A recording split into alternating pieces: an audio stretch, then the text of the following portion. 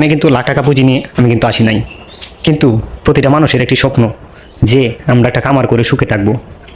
সুখে প্রতিটা মানুষ থাকতে চাই।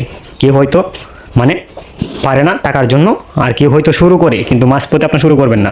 আপনি সবসময় চেষ্টা করবেন যে আপনার জীবনটা যখন আপনার শুরু করবেন মধ্য বয়সে এসে শুরু করবেন না। আপনি মধ্য বয়সে এসে এখানে শুরু করার খামার কোনো প্রয়োজন নাই, কারণ এখানে কিন্তু আপনার শুরু থেকেই কাজ করতে হবে। শুরু থেকে যখন আপনি কাজ করবেন, কাজ করতে করতে করতে করতে আপনার এখানে কি অভিজ্ঞতা বাড়বে, দিনে দিনে অভিজ্ঞতা বাড়বে। আমি কিন্তু সবসময় মানে সারা বছর ওরা গরু লালন পালন করছি, বছর শেষে একটা বাচ্চা পাইছি। এখন কি করলাম, এখন দেখলাম যে এই গরুতে বেশি লাভ নাই, তারপরে কিন্তু আইসি মোটা তাজার মধ্যে।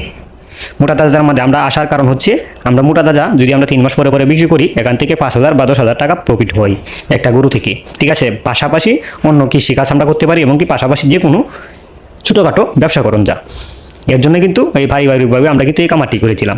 কিন্তু দিনে দিনে আমরা আস্তে আস্তে গরুগুলা বাড়াইতেছি এবং কি খামারের সব দিক দিয়ে খামারের সৌন্দর্য বাড়াইতেছি। সৌন্দর্য বলতে আমার যে খামার কিন্তু দেখেন, উপরে দেখেন অনেক আগের পুরাতন একটি খামার।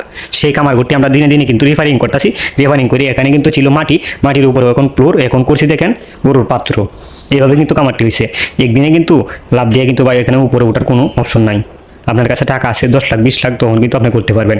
কিন্তু এই খামারের পিছনে যে আপনি এতটা ব্যয় করবেন, আপনার কতটুকু আপনি গ্যারেন্টি যে আপনি এই খামারে আপনি টিকতে পারবেন, আপনি এই খামারটা পরিচালনা করতে পারবেন। হ্যাঁ, আজকে এখানে এত টাকা ব্যয় করছি, এত টাকা ব্যয় করছি, এটি কি আমার পকেটের টাকা থেকে করছি না, এটি আমি আমার গরু বিক্রি করার গরু আমাকে টাকা দিয়েছে, আমি এই টাকা এখানে ইনভেস্ট করছি।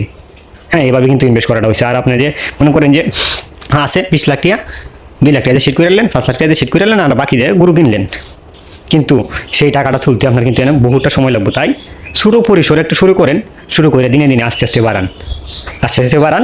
আপনি এর বিষয়ে অভিজ্ঞতা জানেন, ঠিক আছে, কোন গরুতে বেশি লাভ হয় এটা জানেন, কোন গরু লালন পালন করলে সব থেকে বেশি লাভ হয়।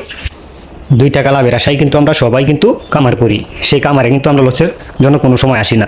ঠিক আছে, আমি দুগ্ধবতীর গরুর খামার করতে পারি না। কেন পারি না? আমরা কিছু টাকার প্রয়োজন, মধ্যবিত্ত পরিবার, এর হচ্ছে এক সমস্যা। আরেক সমস্যা হচ্ছে এই গরুর রোগবালা সম্বন্ধে কিন্তু নতুন বাইরের কোনো ধারণা নাই। যখন ধারণা না থাকে তখন কিন্তু বিভিন্ন রোগে একটি গাভীকে আক্রমণ করার পরে কিন্তু তার দিনে দিনে এই খামার থেকে তার মনটা উঠে যায়, মনটা ভেঙে যায়, মনে হয় যে এই খামার আমার দ্বারা পরিচালনা করা সম্ভব না।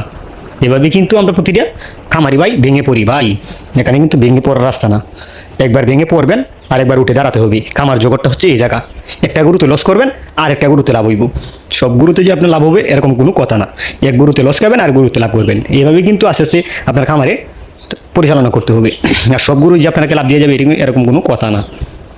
একজনে এটি গাভী কিনলো 2.5 লক্ষ টাকা দিয়ে, অবশ্য হ্যাঁ দেখাইছে 15 লিটার দুধ, বাসায় আনার পরে 5 লিটার 7 লিটার দুধ, এরকম তো অ্যাভেলেবেল ঘটতেছে। এই অ্যাভেলেবেল ঘটতেছে যখন, তাইলে আমরা সেই দিক দিয়ে আমরা যাবো না। যেখানে আমরা নতুন, যেহেতু কামারিরা, ঠিক আছে, আমরা নতুন কামার করবো, তখন আমরা মোটা তাজার কামার করি। ঠিক আছে, এখানে আমরা দুধের পিছনে আমরা না দৌড়িয়া আগে মোটা তাজার কামারটা আমরা করিয়া আগে আমরা একটু দাঁড়াই।